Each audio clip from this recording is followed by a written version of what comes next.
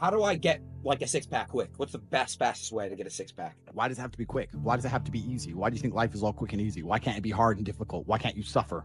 Because suffering is what gives it value. If everyone had a six-pack and it was quick and easy, then it wouldn't be valuable, would it? If everyone walked around with a six-pack and they got it easily, then no one would give a shit.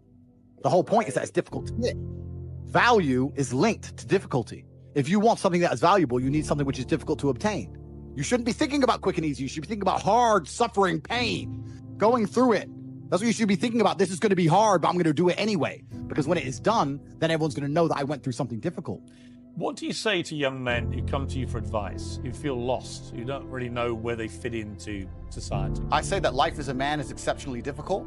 I say the most beautiful and the most terrifying thing about being a man is you're born without value. Society doesn't care about you. You're only going to be cared about based on how useful you are. You have the chance to build yourself up and become a superhero if you're prepared to do the hard work and be indefatigable enough to never quit. But if you're going to stand around and wait for a handout, nobody's going to ever respect you. You're going to have to be that guy who's been through so much shit that he can wake up and go, this ain't nothing. This ain't nothing compared to back then. This ain't nothing compared to that time. You know, and if you're not going to be that guy, then you're going to always suffer the consequences of not being that guy. For procrastination is nothing more but a declaration to God that you don't respect the time you are given because you believe you'll have more time to do it later. You are not owed later. You've been alive for 20-something years and you don't even matter on the planet. And you're assuming you have a later? Says who? You don't even deserve a later. It's given to you by God's good grace. If you have any kind of honor inside of your heart, if you have any kind of respect for your ancestors, if you have any kind of healthy masculine ego, which you're supposed to have, and you're prepared to do any amount of work it takes to be respected, it's fantastic. That's a good thing. Having an ego you work hard to justify is a superpower. If you want to matter, if you want to argue with us or disagree with us on any subject, then you need to get up and get to work. That's the only answer. And if life is perfect all the time, you don't appreciate anything. I actually think one of the worst lives you can have is a life where everything goes right all of the time. There's no light without dark. There's no sun without rain. No joy without pain. Try and say that you can be a man and you can cry and you can be this. Well, no, not really. You can be a man and feel like crying, but you shouldn't cry because one of the trademarks of masculinity is the ability to control your emotions. When the men were on the Titanic, you think they weren't scared, but they controlled their emotions and they froze to death as men. That is a sign of masculinity. If you lose control to your emotions, then you're not a very good man. People are on socials. They don't know why. They've been trained like dogs to just scroll. And if they feel any kind of discomfort in their life, any kind of sadness, if they're bored, they just scroll on their phone. They don't sit down and think about it. They don't introspect. They don't reflect. They don't look for the feedback and the lesson in it. They ignore all of it. They walk through life and don't even see the demons, my friend. You need to be an excellent man. It's no longer acceptable for you to just be an average Joe or below average. You have to get up and you have to work hard and you have to be smart and interesting and you have to be charismatic and make some money and be in good shape and you have to try very hard. I think that as a man, there's always going to be a degree of pain and suffering in your journey. I don't think you're ever going to become a successful man or be good at being a man without pain and suffering. So all of the pain and all the suffering I've ever gone through in my life ended up in the end building me into the person I am, and I'm proud of who I am. There's no such thing as too much masculinity if it's genuinely masculine. Genuine masculinity is not out here to hurt people. It's absolutely the opposite. It's out here to protect. And when bad things happen, they call traditionally masculine men. If you need a firefighter, you need a masculine man. When you call the police because of the problem you have, you want masculine men. And as soon as a woman or a man is in trouble, when you look for backup, you look for masculine men. And masculine men have a duty to provide and protect those they care about. We have a duty to do things we don't feel like doing because we know we're supposed to do them.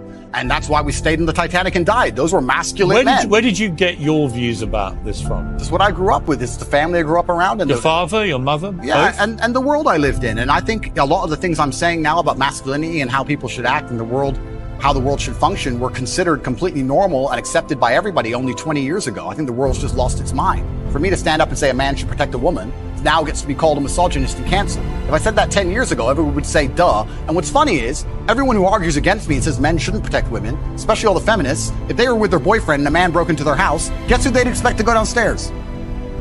Who do you think? Think they go themselves? Are they going to Afghanistan? No, we send men to do these things. So well, we send women in the armed forces too. You have to generalize when you make points. There are many courageous people. Exceptions do not disprove the rule. No, but you've got to concede there are many courageous women serving the armed forces. Absolutely and utterly, completely correct. But by and large, traditionally, soldiers are men. Exceptions do not disprove the rule. Well, it's not an exception. It's a fact that there are a lot of women now in the armed forces. Correct. But if you were to take the average soldier, they are a male. If you're allowed to say who's a male and who isn't nowadays, I'm assuming their gender, I apologize. If you were to take the average soldier, they're a male, which means that exceptions are the female soldiers, which because there's a lower percent of them, a lower probability. Exceptions do not disprove the rules. Men do the fighting. Right now in Ukraine, men cannot leave. Women are allowed to leave because men have to fight in the front line and women are allowed to go to Dubai. That is how it is. What do you say to young men who come to you for advice, who feel lost, who don't really know where they fit into society? I say that life as a man is exceptionally difficult. I say the most beautiful and the most terrifying thing about being a man is you're born without value. Society doesn't care about you. You're only going to be cared about based on how useful you are. You have the chance to build yourself up and become a superhero if you're prepared to do the hard work and be indefatigable enough to never quit. But if you're going to stand around and wait for a handout, nobody's going to ever respect you. And I think that a lot of people have forgotten about how difficult and how competitive it is as a man. We're always in constant competition with each other. And it's your duty as a man to stand up and say, I want to be as important and strong and good-hearted and God-fearing as possible. And I need to work hard to achieve those things. Dame Sheila Hancock says we've become too over-emotional as a society, crying too much about everything. Has she got a point? She's completely right. And the dangerous thing about overly emotional men is that they're dangerous. They're genuinely dangerous. This is what's crazy.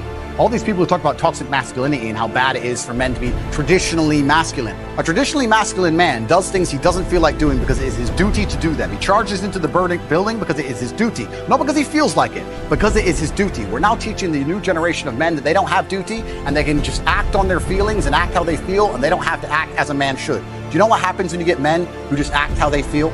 You get school shooters, you get violence, you get rapists. Men who do not control their emotions are dangerous. If you find a man who is stoic, he's not going to hurt people. He's going to sit and think about his actions very carefully, and he's going to be a good man who protects for it and provides for his family. If you find a man who just acts out on impulse and does whatever he feels like, you're going to find a dangerous man. Sitting here telling men to cry more and act with their feelings and it's okay to feel this way, that way, etc., and have no self-control.